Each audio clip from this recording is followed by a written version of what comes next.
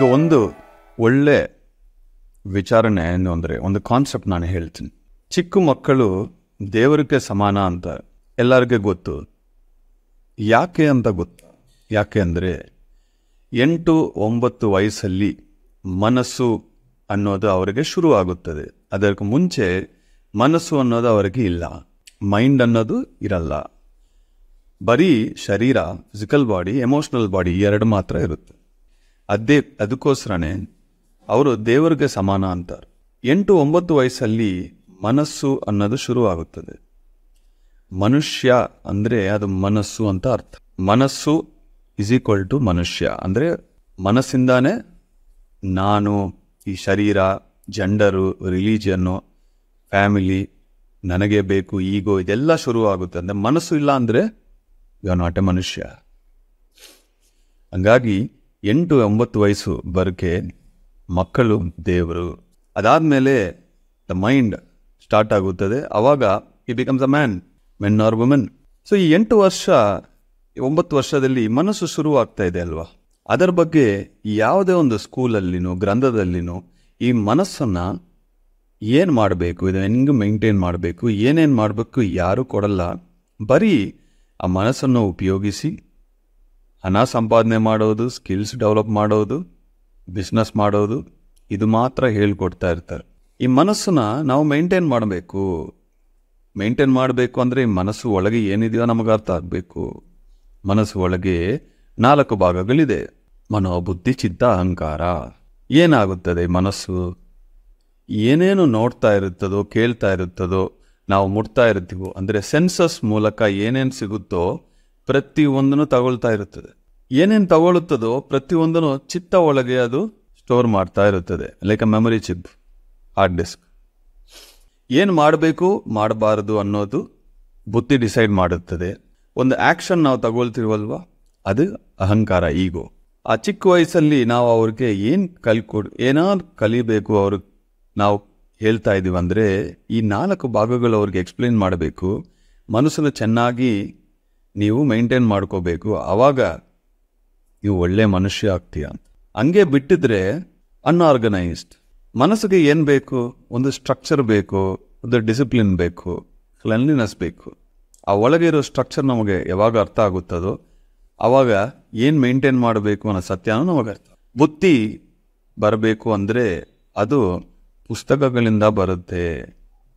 ಒಳ್ಳೆ ಪುಸ್ತಕಗಳು ಓದ್ತಾ ಇದ್ರೆ ಬುದ್ಧಿ ಅನ್ನೋದು ವಿಕಾಸ ಆಗುತ್ತದೆ. ಬುದ್ಧಿ ವಿಕಾಸ ಆಗಬೇಕು, ಇಲ್ಲಾಂದರೆ ಬುದ್ಧಿ ಹೀನ ಆಗುತ್ತದೆ. ಒಂದು ದಿವಸ ಓದಿಲ್ಲ ಅಂದರೆ ನಾವು ಹಂಗೆ ಇರಲ್ಲ, ಹಿಂದೆ ಹೋಗ್ತಾ ಇರ್ತೀವಿ. ಓದಿದ್ರೆ ಮುಂದೆ ಹೋಗ್ತೀವಿ, ಓದಿಲ್ಲ ಅಂದರೆ ಹಿಂದೆ ಹೋಗ್ತೀವಿ. You go forward when you read book, you go backward when you don't read books. ಯಾಕಂದರೆ ವಿಕಾಸ ಆಗಲ್ಲ. ಹಂಗೆ ಇದ್ರೆ ಅದು ಇಟ್ ವಿಲ್ ಡ್ರೌನ್. ಸೊ ಬುದ್ಧಿಗೆ ಏನು ಬೇಕು? ಪುಸ್ತಕ ಬೇಕು, ಜ್ಞಾನ ಬೇಕು. ಎರಡನೇದು ಮನಸ್ಸಿಗೆ ಶೂನ್ಯ ಬೇಕು. ಅದು ಬರೀ ಧ್ಯಾನದಿಂದ ಸಾಧ್ಯ ಆಗುತ್ತದೆ. ಬೇರೆ ಏನೇ ನೀವು ಮಾಡಿದ್ರು ಅಲ್ಲಿ ಮನಸ್ಸನ್ನು ನೀವು ಇನ್ವಾಲ್ವ್ ಮಾಡಿಬಿಡ್ತೀರಿ. ಶ್ವಾಸದ ಮೇಲೆ ಗಮನ ಇಟ್ಟಿದ್ರೆ ಅದು ಮನಸ್ಸನ್ನು ಶೂನ್ಯ ಮಾಡುತ್ತದೆ. ಆ ಎಂಟಿನೆಸ್ ಅಲ್ಲಿ ಕ್ಲೀನ್ಲಿನೆಸ್ ಅನ್ನೋದು ಆಗುತ್ತದೆ. ಆ ಎಂಟಿ ಇಲ್ಲ ಅಂದರೆ ಮನಸ್ಸು ಶೂನ್ಯ ಆಗಲ್ಲ. ಚಿತ್ತ, ಸ್ಟೋರೇಜ್. ಬುದ್ಧಿ ಯಾವಾಗ ವಿಕಾಸ ಆಗುತ್ತದೋ ನಮ್ಮ ಒಳಗೆ ಏನಿರಬೇಕು ಇರಬಾರದು ಅನ್ನೋದು ಬುದ್ಧಿ ಕ್ಲೆನ್ಸ್ ಮಾಡುತ್ತದೆ. It's a sharpening the tool ಅಂತಾರೆ. ಬುದ್ಧಿ ಚೆನ್ನಾಗಿದ್ರೆ ಒಳಗೆ ನಾವು ಏನು ಇಟ್ಕೋಬೇಕು, ಏನು ಇಟ್ಕೋಬಾರದು ಅನ್ನೋದು ಡಿಸೈಡ್ ಮಾಡುತ್ತದೆ. ಯಾರ ಬಗ್ಗೆ ಏನು ಇಟ್ಕೋಬೇಕು, ಇಟ್ಕೋಬಾರದು, ಯಾವುದು ಉಪಯೋಗ ಇದೆ, ಉಪಯೋಗ ಇಲ್ಲ, ಇದೆಲ್ಲ ಬುದ್ಧಿ ಡಿಸೈಡ್ ಮಾಡುತ್ತದೆ. ಆವಾಗ ಚಿತ್ತವೃತ್ತಿ ನಿರೋಧ, ಕ್ಲೆನ್ಲಿನೆಸ್ ಅನ್ನೋದು ಆ ಲೆವೆಲಲ್ಲಿ ಹೋಗಬೇಕು. ಯಾವಾಗ ಬುದ್ಧಿ ಜಾಸ್ತಿ ಆಗುತ್ತದೋ ನೀವು ಮಾತುಗಳಾಗಲಿ, ಕೆಲಸಗಳಾಗಲಿ, ನೋಡೋದಾಗಲಿ, ಏನೇ ಆಗಲಿ, ವೆನ್ ಯು ಟೇಕ್ ಆ್ಯಕ್ಷನ್, ಅಹಂಕಾರ, ಈಗೋ, ಅದು ಪರ್ಫೆಕ್ಟ್ ಆಗುತ್ತೆ.